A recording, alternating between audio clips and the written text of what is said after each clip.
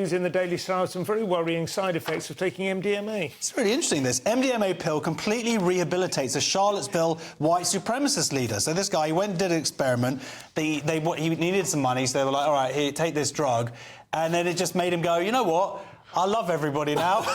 And then he said to them, look, you should Google my name afterwards because you'll see that there could be some deeper impact here. Yeah. So all this, he was holding on to like all this racism, all this anti-Semitism. So if they could maybe give some to Corbyn and the Corbynites, this might really help out. But, you know, that film was going to show in Glastonbury. That would have been the perfect opportunity to sort of give them a drink on the way in. The thing about MDMA, though, it was originally created, I believe, or at least it was all these drugs. Alexander Shulgin. But they use them for like marriage, relationship guidance and all that. It's well established that it does. It was synthesised by Alexander Shulgin, I believe, and was used therapeutically. Who's Shulgin? Should I know that? He'd synthesised a lot of psychedelics. Oh, OK. Not sure why I know that, but yeah, it just shows. I mean, drugs can really screw up your mind, so don't take them.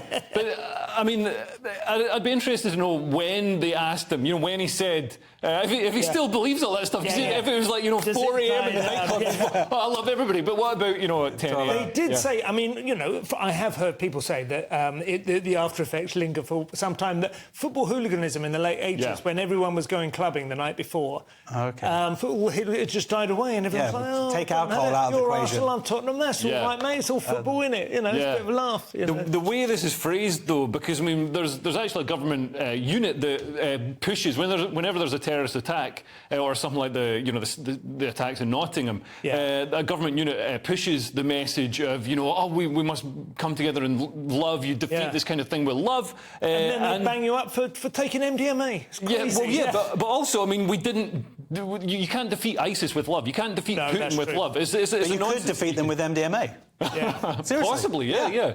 I mean, it's worth a try. Just say, why not? Let's do it. Just one well-aimed pill. And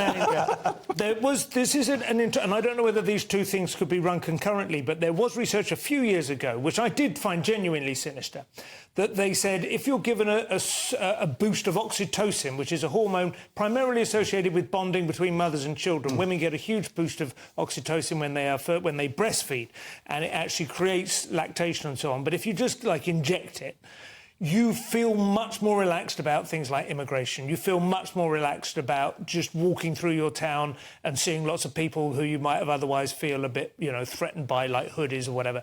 You just generally feel much less threatened by, like, strangers and whatever. And they were saying this could be a thing we could do. And I'm thinking, I don't know, I don't think you should necessarily mess with the human brain's capacity for recognising danger. You know what I mean? I don't want to breastfeed. If they did a thing where if you watch Oprah Winfrey and she does one of those human interest stories where people are reunited after years apart, the kids would get masses more breast milk. They would like surge. It actually someone's going home to go on Oprah after this. I don't know whether it works on all secretions.